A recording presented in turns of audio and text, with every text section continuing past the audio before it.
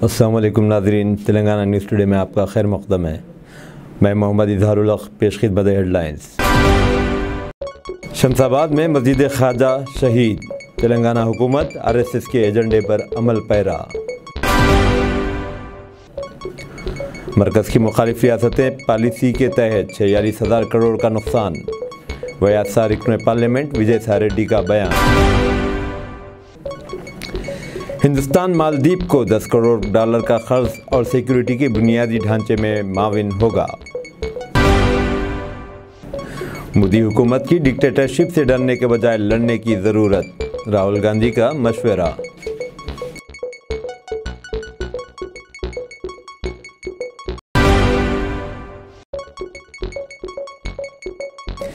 केसीआर हुकूमत अवाम के लिए लानत, मरकजी वजीर किशन रेड्डी का तंज।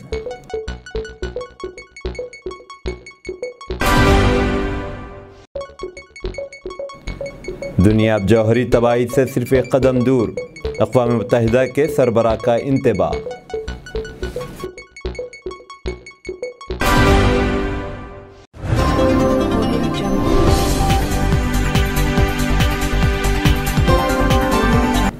आज सुबह बल्दी हुकाम ने शमसाबाद में वाक़े मस्जिद ख्वाजा शहीद कर दी।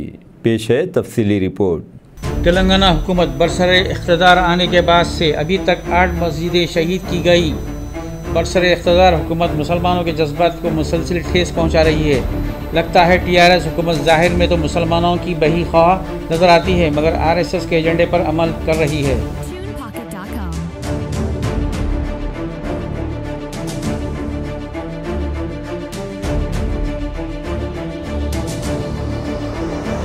तफसीलात के मुताबिक आज सुबह की अवलीन सातों में शमसाबाद में वाक़े मस्जिद ख्वाजा को गैर मजाज करार देकर बल्दी अहकाम ने मस्मार कर दिया। ज़राए के मुताबिक ग्रीन एवेन्यू कॉलोनी 15 एकड़ अर्जी पर मुहित है। यहाँ पर तैयब अली और ताहिर अली ने शमसाबाद ग्राम पंचायत से इजाज़त लेकर प्लाट्स बनाकर फरोख्त किए थे।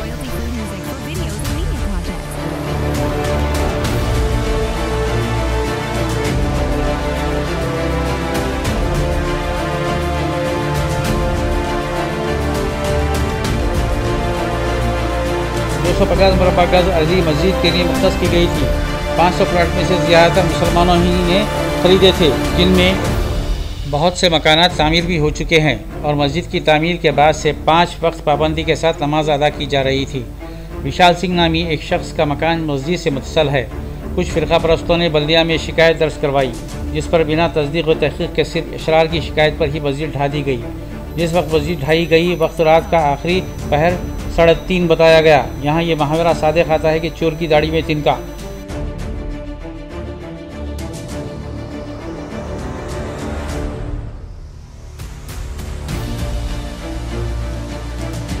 मुकामी अवाम ने बताया कि मस्जिद ढाते वक्त मुसलमानों के मकानों को बाहर से मुखफ़ल कर दिया गया था।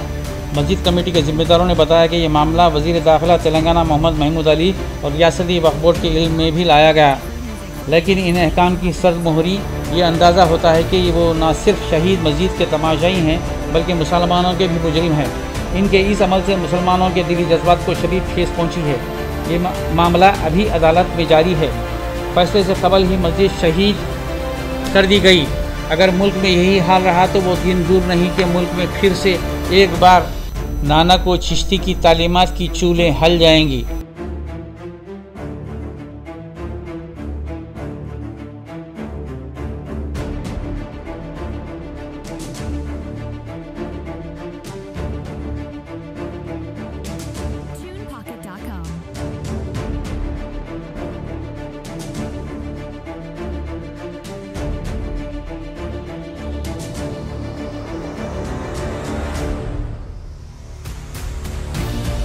बकौल RBI गवर्नर रघुराजन के मुल्क 2 टुकड़ों में तकसीम हो जाएगा। हुकूमत को चाहिए कि मस्जिद की तामीर दोबारा इसी मुकाम पर की जाए और कोर्ट को गुमराह करने वालों के खिलाफ सख्त कार्रवाई की जाए ताकि मुल्क में अमन व अमान की फ़िज़ा हमवार हो सके।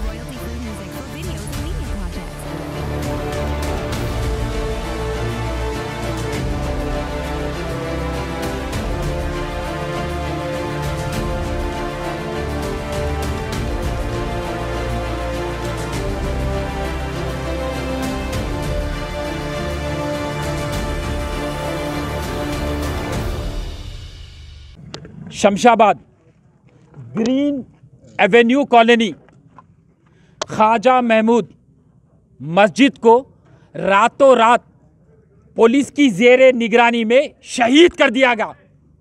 ये मस्जिद में लगातार 2 साल से नमाज होती आई और रात में मंसूबा तरीक़े से पूरे एरिया की लाइट बंद कर इस मस्जिद को शहीद कर दिया। मस्जिद की कमेटी को ना तो कोई नोटिस मिला ना तो कोई। अब जो ये मस्जिद शहीद हुई ख्वाजा महमूद, इसका जिम्मेदार कौन? इसका जिम्मेदार वो नामर्दों से भरा हुआ वक्फ बोर्ड, इसका जिम्मेदार तेलंगाना की गवर्नमेंट, केसीआर जिम्मेदार। इसके जिम्मेदार कौन? इसका जिम्मेदार तेलंगाना की पुलिस। आज हमारे जज्बात के साथ खेला जा रहा। हर वक्त ये देखा गया कि रियासत तेलंगाना में आए दिन मस्जिद शहीद हो रही और हमारी कौम सो रही है। चंद लोग हैं जो जिंदा है, जिनके पास कैफियत है मस्जिद को लेकर, वो आज यहाँ मौजूद है। कहाँ है उलमा? कहाँ है हमारे सरवादार? मस्जिद को बचा नहीं सके और आज देखो पुलिस की इतनी निगराबंदी है कि उन लोग हमको अंदर दाखिल होने नहीं दे रहे और बोल रहे कि जाके कलेक्टर से बात करो, जाके म्युनिसिपल कमिश्नर से बात करो। ना तो कोई नोटिस दिए ना तो कुछ, रातों रात आए, बुलडोजर लिए शहीद कर डाले। अब ये एफआईआर रजिस्टर कौन करेगा? वक्फ बोर्ड का कौन चेयरमैन आएगा यहाँ? वक्फ बोर्ड का कौन शख्स आएगा यहाँ? कोई भी यहाँ पर मौजूद नहीं है। हम जब जिद्दोजहद कर रहे तो हमारे को पुलिस दाखिल होने नहीं दे रही। कितना जुल्म सितम हो रहा है मुसलमानों पर, हमारी मसाजिदों पर। रियासत तेलंगाना में जब से केसीआर की हुकूमत आई लगातार मसाजिदा शहीद हो रहे। क्यों? तो केसीआर दुश्मन इस्लाम है। मैं हर वक्त ये कहते गया, राशिद खान जब भी कोई मस्जिद शहीद हुई चीख चीख के कहते गया कि मेरी कौम को आओ बगावत करो, आओ एहतजाज करो। मैं कोई सुनने के लिए तैयार नहीं है। उसकी जरूरत इतनी बढ़ गई केसीआर की, हर दिन उन्हें मस्जिद शहीद करा। आज और एक मस्जिद शहीद हुई। इसका जिम्मेदार कौन? अब इस जो भी बुलडोजर चलाए, जो भी इसका जिम्मेदार है, उसके ऊपर एफआईआर बुक होना जरूरी है, वरना मैं ईंट बजा दूंगा वक्फ बोर्ड की। चेयरमैन यहाँ आना, कलेक्टर यहाँ आना, म्युनिसिपल कमिश्नर है आना, जिम्मेदारी लेना, लेके एफआईआर रजिस्टर बुक कराना। जो भी कसूरवार पे हमारी मस्जिद में जहाँ हम अल्लाह का इबादत का है, नमाज अदा करते, हमारे सामने पूरा एरिया नाकाबंदी करके, पूरे लाइट बंद करके, हमारे मुसलमान भाई को रोक के, डरा के, ढकला के, बुलडोजर ला के मस्जिद को शहीद कर डाले। कैसा खामोश नहीं बैठना। और मैं पूरे पुलिस वालों को बोल रहा हूँ, अगर से आप हमारे वैएसआर रुकने पार्लियामेंट विजय साई रेड्डी ने राज्यसभा में चल रही बहस के दौरान कहा कि अशियाए ज़रूरिया की कीमतों में बेतहाशा इजाफा हुआ है, जिसका बोझ गरीब और मुतवस्सित तबके पर पड़ रहा है। उन्होंने मज़ीद कहा कि अवाम की समाजी और माशी तहफ़्फ़ुज़ की ज़िम्मेदारी मरकज़ी हुकूमत पर है।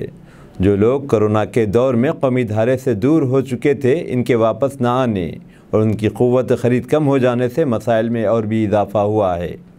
तेल की कीमतें आसमान को छूने लगीं, जबकि मुल्क में कोयले के ज़ख़ायर की कोई कमी नहीं है और मुल्क में पेट्रोल के भी कई ज़ख़ायर मौजूद हैं। फिर हुकूमत इसकी निकासी क्यों नहीं करती? मरकज़ी हुकूमत आंध्रा की जानिब से अदा करदा टैक्सेस का 41% वापस नहीं करती, जिसकी वजह से रियासत में माली मसाइल पैदा हो रहे हैं। मरकज़ की इस तरह मुखालिफ रियासतें पॉलिसी के तहत 46,000 करोड़ का नुकसान हुआ है। मरकज़ी हुकूमत बैरून ममालिक में महंगाई का हवाला देकर अपने फ़राइज़ से फ़रार इख्तियार नहीं कर सकती।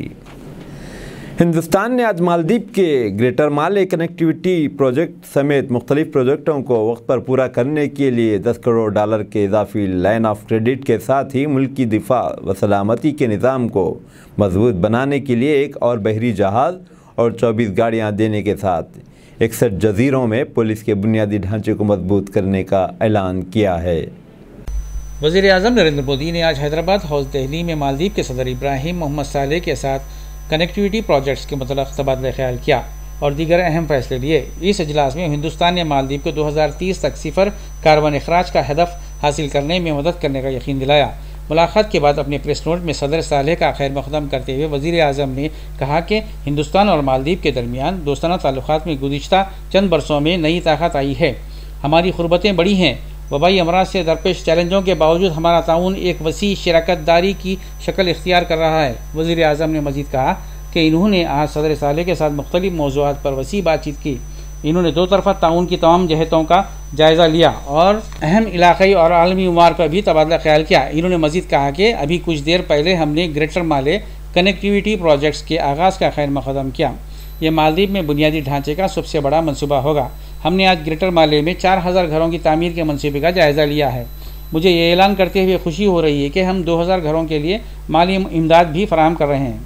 हमने $10 करोड़ का इजाफी खर्च फराहम करने का भी फैसला लिया है ताकि तमाम मनसूबे मुक़र्रर वक्त पर मुकम्मल हो सकें।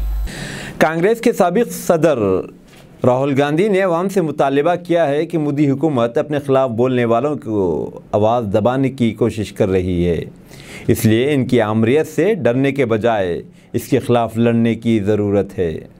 मंगल को फेसबुक पोस्ट पर पोस्ट किए गए एक पैगाम में मिस्टर गांधी ने कहा कि आम लोग कांग्रेस की ताकत हैं और जिन लोगों पर हुकूमत जुल्म कर रही है इन्हें ख़ुद को तन्हा समझने की ज़रूरत नहीं है। कांग्रेस इनकी आवाज़ है और उनके साथ मिलकर इनकी लड़ाई लड़ेगी। राहुल गांधी ने आज कहा कि हमें आवाम की आवाज़ को दबाने वाले डिक्टेटर की हर कोशिश का मुकाबला करना है।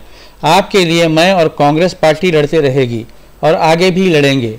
हम ये अच्छी तरह जानते हैं कि आज मुल्क में किन किन मसाइल पर बात होनी चाहिए, क्योंकि हुकूमत की हर गलत पॉलिसी आवाम की ज़िंदगी को मुतासिर कर रही है।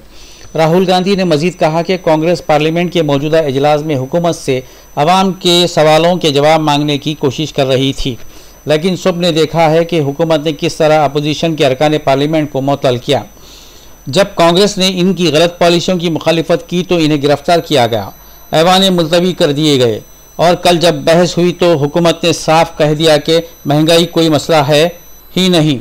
इन्होंने ये भी कहा कि मुल्क बेरोज़गारी की वबा से लड़ रहा है। करोड़ों ख़ानदानों के पास मुस्तहकम आमदनी का कोई ज़रिया नहीं, लेकिन हुकूमत सिर्फ एक अहंकारी राजा की शबीह चमकाने के लिए अरबों रुपए खर्च कर रही है। महंगाई और गब्बर सिंह टैक्स आम आदमी की आमदनी पर बराह रास्त हमला है।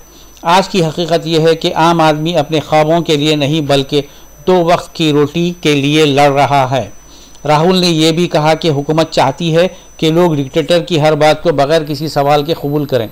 इन्होंने अवाम को तयक़ुन दिया कि मैं आप सबको यकीन दिलाता हूँ कि मोदी हुकूमत से डरने और आमरीत को बर्दाश्त करने की ज़रूरत नहीं है। ये बुज़दिल हैं, आपकी ताकत और इतिहाद से खौफसदा हैं, इसलिए वो इन पर मुसलसिल हमले कर रहे हैं। अगर आप मुत्तहिद होकर इनका मुकाबला करेंगे तो ये डर जाएंगे। मैं आपसे वादा करता हूँ हम ना तो डरेंगे और ना ही इन्हें आपको डराने देंगे। मरकज़ी वज़ीर किशन रेड्डी ने तेलंगाना के चीफ मिनिस्टर के चंद्रशेखर राव पर तनकीद करते हुए कहा कि केसीआर हुकूमत अनाज की ख़रीदारी में मुखलिस नहीं है। डबल बेडरूम का वादा भी मुकम्मल होता नज़र नहीं आता। चीफ मिनिस्टर के चंद्रशेखर राव महीने में 15 दिन तो अपने फार्म हाउस पर होते हैं। इन 15 दिनों में किसी मिनिस्टर को भी इनसे मिलने की इजाज़त नहीं दी जाती। केसीआर रोज़गार देने का तो प्रोपेगेंडा तो बहुत करते हैं, लेकिन रोज़गार फ्राहम करने से कासिर हैं। YSRCP की शिफाफ लाइसेंस पॉलिसी के सबब रियासत को दुगनी आमदनी हुई, लेकिन TDP के दौर में ये आमदनी घट कर रह गई थी, क्योंकि चंद्रबाबू नायडू ने लाइसेंस ज़्यादातर अपनी पार्टी के सरमाएदारों को फ्राहम किए थे। शराब पीने वालों की हौसला शकनी करने के लिए YSRCP हुकूमत ने इसकी कीमतों में इजाफा कर दिया है। YSRCP के दौर में अल्कोहल का इस्तेमाल कम हुआ है। चंद्रबाबू के दौरे हुकूमत में 747 बार मालिकान ने बग़ैर बोली के लाइसेंस की तजदीद कर ली और मज़ीद 5 साल तक तोसी के लिए बहुत बड़ी मनसूबाबंदी कर ली थी। इसके बरअक्स YSRCP हुकूमत ने शिफाफियत पैदा करते हुए हराज के ज़रिए ज़्यादा रकम हासिल की है। महकमा ख़जाने के लैंड एडमिनिस्ट्रेशन में VRO के तौर पर काम करने वालों को मुख्तलिफ सरकारी महकमों में जूनियर असिस्टेंट के मसावी दर्जे पर बरकरार रखा जाएगा। रियासत के चीफ सेक्रेटरी सुमेश कुमार ने जियो नंबर 121 जारी करते हुए ज़िले कलेक्टरों के VROs को ज़म करने के मसले पर आसानी फ्राहम करने की हिदायत दी है। 2020 में नाफिज होने वाले नए रेवेन्यू कानून के मुताबिक VROs का निज़ाम ख़त्म कर दिया गया है। इसमें कहा गया कि इन असामियों पर मौजूद अमले को दूसरे महकमों में तबादला कर दिया जाएगा। रियासती वज़ीर इत्तलात नशरियात सनअत KTR ने ट्विटर पर वज़ीर आज़म नरेंद्र मोदी पर तनकीद करते हुए कहा कि महात्मा गांधी ने रोज़गारी के जज्बे को फ़रोग़ देने के लिए चरखे का इस्तेमाल किया और हमारे वज़ीर आज़म मोदी खादी और हैंडलूम मसनूआत पर GST लगाने वाले मुल्क के पहले वज़ीर आज़म हैं। क्या यही आपका खुद मुक्तफ़ी जज्बा है?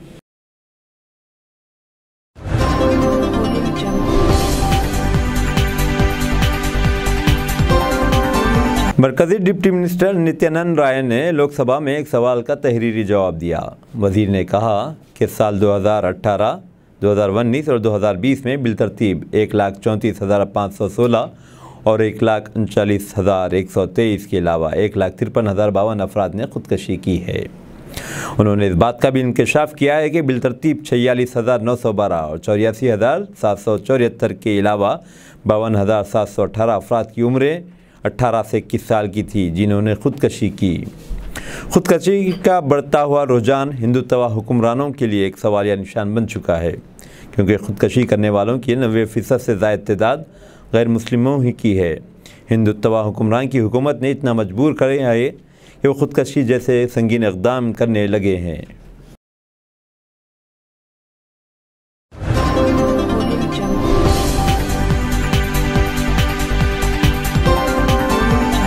गुजरात में इस साल के आखिर में इंतखाबात होंगे। अरविंद केजरीवाल की पार्टी अब वज़ीर आज़म मोदी की आबाई रियासत में कदम जमाना चाहती है।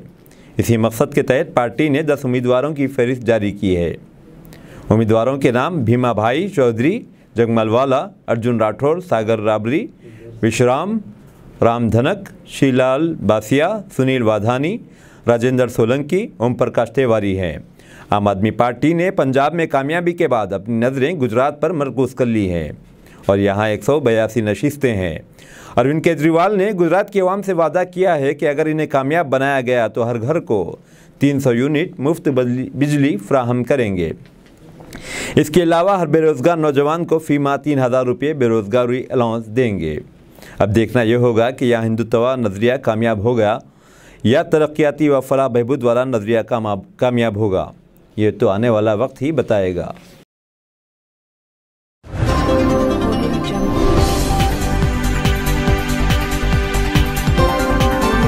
शौहर की मौत के बाद एक खातून ने घर गृहस्थी चलाने के लिए बहैसियत जारूबकश मुलाजिमत इख्तियार कर ली और तरक्की करते करते असिस्टेंट बैंक मैनेजर बन गई। जब इसने 20 साल की उम्र में मुंबई ब्रांच के एक बैंक में एक जारूबकश की नौकरी हासिल कर ली तो किसी ने कभी सोचा भी ना होगा कि वो एक दिन इसी बैंक की असिस्टेंट जनरल मैनेजर बन जाएगी। लेकिन पूना की प्रतीक्षा टोंडवालकर ने इस नामुमकिन को मुमकिन बना दिया। जबकि बचपन में उसकी तालीम बराए नाम थी, इसीलिए वो बैंक में जारूबकश की हैसियत से काम कर रही थी और साथ ही साथ अपनी तालीम भी जारी रखी, क्योंकि इसका एक मासूम बेटा भी था, वो इसे भी तालीम दिलवाना चाहती थी।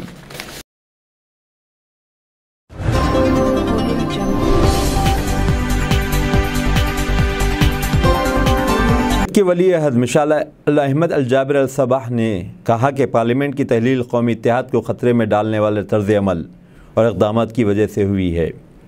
गुज़िश्ता हफ्ते हुकूमत कुवैत ने हुक्मरान अमीर के बेटे शेख अहमद नवाफ असबा को 12 रुकनी काबीना की क़यादत करने के लिए वज़ीर आज़म मुक़र्रर किया था।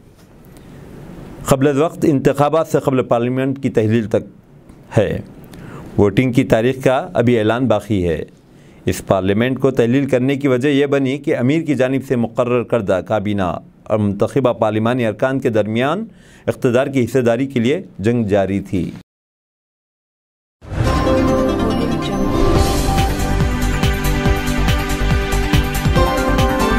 म्यांमार के फ़ौजी हुक्मरान ने कहा कि मुकम्मल तौर पर अमन की बहाली में अभी रुकावटें हायल हैं और मुल्क बदस्तूर अदम इस्तेहकाम का शिकार है। इसलिए मुल्क में नाफिज इमरजेंसी में 6 माह की तौसीअ दी जाती है। म्यांमार में फ़ौजी बगावत के सरबराह जनरल मन आंग ब्लेंग ने गुज़िश्ता बरस फरवरी में इक़्तिदार पर कब्ज़ा करके मुल्क में इमरजेंसी नाफिज कर दी थी और हुक्मरान आंग सान सूची को गिरफ़्तार कर लिया था। म्यांमार में फ़ौजी बगावत पर एशियाई ममालिक की तंजीम आसियान के 10 अरकान ने म्यांमार के साथ ताल्लुक़ात बरकरार रखने के लिए एक 5 निकाती एजेंडा पेश किया था, ताहम फ़ौजी क़ियादत इस पर अमल करने में नाकाम रही है।